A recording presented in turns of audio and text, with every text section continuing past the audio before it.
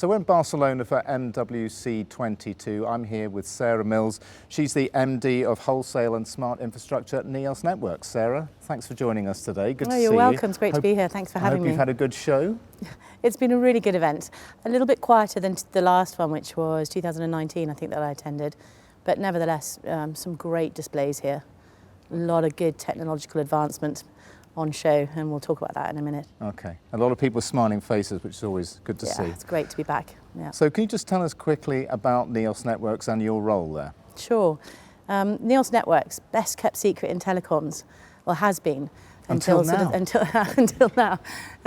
Until the last few years, really. We're born out of SSE, the big utility giant, and I think being part of that world has kind of not hindered us, but kept us as a secret in terms of the telco industry. So we are a premier B2B focused infrastructure provider. What does that mean? It means we focus on a business market only and provide connectivity, and we do it very well. My role is to manage the wholesale business of that. So we sell our services wholesale. I also manage the energy sector where we provide the smart infrastructure. And I also have a direct sales organisation that sell into the mobile network operator industry, towercos, systems integrators. So what is the relationship between Neos and the mobile operators in the UK? How do you work with them? So primarily in a consultative way. And then, of course, we're really supporting their 5G deployment and their 4G upgrade.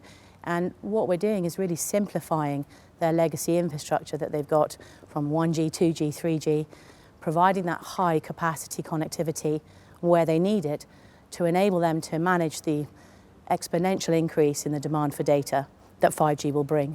So what does that mean in simple terms? It's about providing the base layer connectivity in their core network, in their aggregation networks, and then to their RAN sites that enable them to deploy 5G and upgrade their 4G capacity.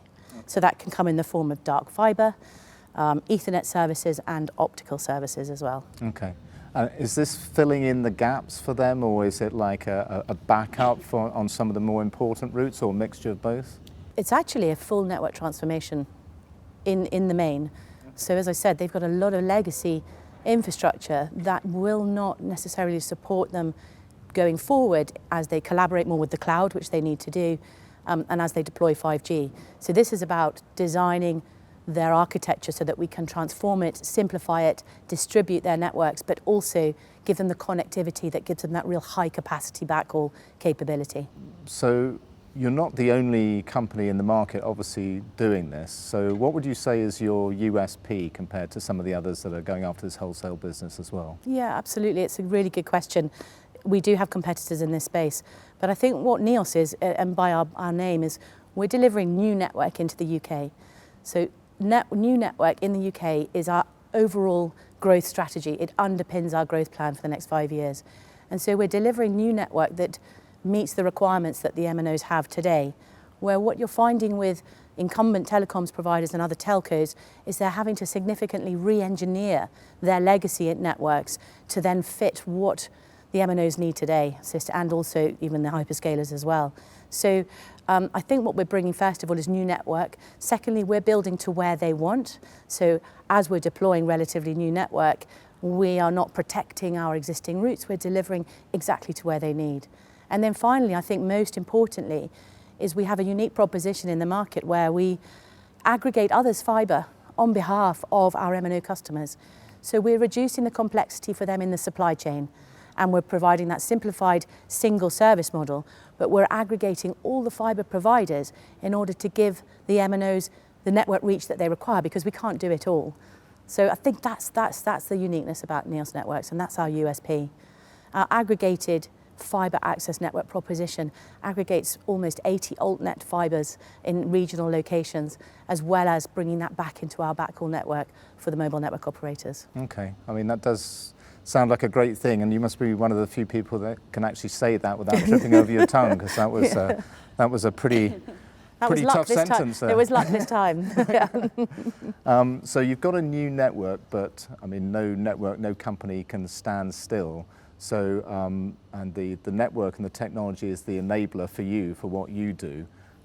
What innovation is there that could help you with your job to take it to the next stage? And have you seen, I know this is the mobile show, but it does deal with all elements of the the mobile ecosystem, including the supporting data networks. Have you seen anything here this week that you thought, actually, that would be pretty good, that could help us out, whether it's on the network side or even on the software side, like the BSS side or something? Yeah, no, absolutely. Look, clearly cloud.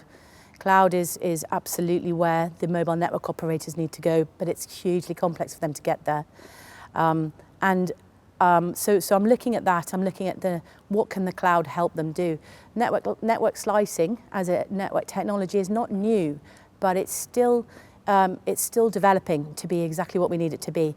That in itself will help the business case for the mobile network operators where they need to densify their cell sites.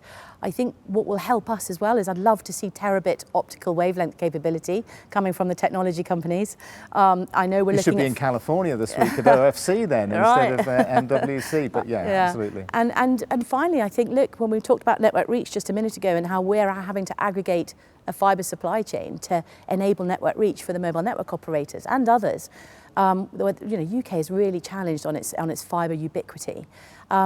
Satellite networks, and they're in their infancy. They're nascent almost. I've seen some great technology here this week. I'm looking to partner with a great satellite network operator, but it's still very, very small capacity upload and download speeds. So that will evolve probably over the next 5 years, but that will enable great reach, enable us to digitise rural England and enable us to provide network to our customers that are really in far-reaching places in the United Kingdom. Okay. And have you chosen that partner yet? Well, there aren't many out there at the moment, so considering. Okay.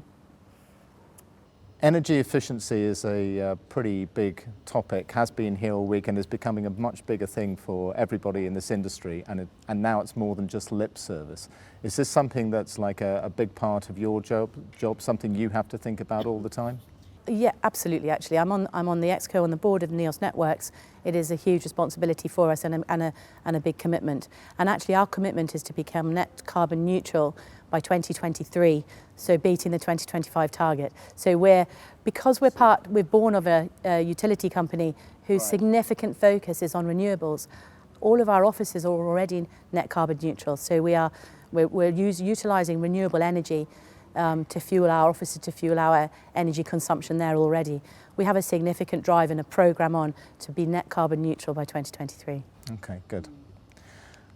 So just changing subject for a minute, what are the main challenges of being a female executive, female leader in this industry, which is still incredibly male-dominated? And do you see prospects in this industry for more women to come in senior roles, and do you think that will happen in time? It clearly is male-dominated. There are very few women around. In fact, every event that I've been to as an after event or an after party this week, I've been the only woman there. I was the only woman on the board at NEOS, but we're really focused on our inclusion and diversity programmes, so we have more now on the board, or one more at least. It is definitely a male-dominated world, especially in the telecoms industry. How do we encourage more women to become part of this industry and then to have the confidence to grow into senior positions? For me, I've never had the thought in my mind that I can't be something because I'm a woman. I'm just a person in my mind, amongst other people, whether they're female or male, trying to progress my career here. And I think that mindset is really important.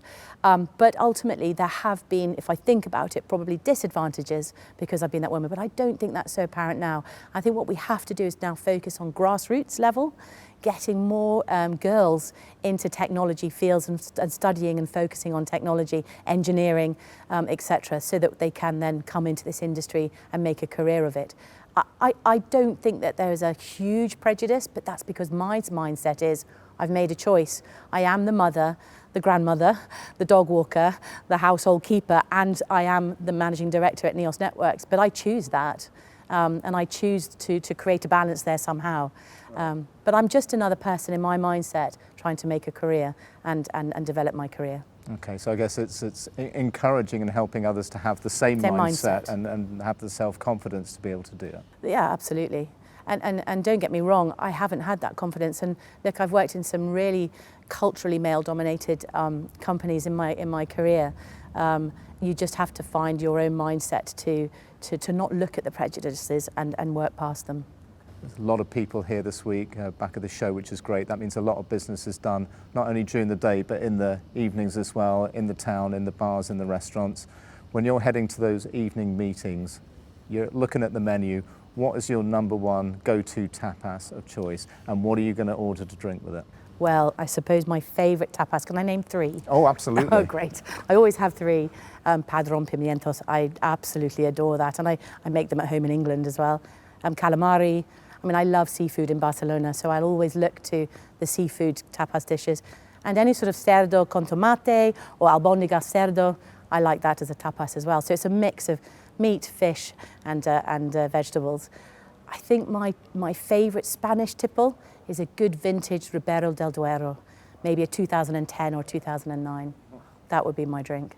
I love that level of detail, and you are definitely, you get the prize for the best Spanish accent of any Brit that I've interviewed this week. So well, thank you very much, but I'm sure if the Spanish are watching, they would be shaking their heads.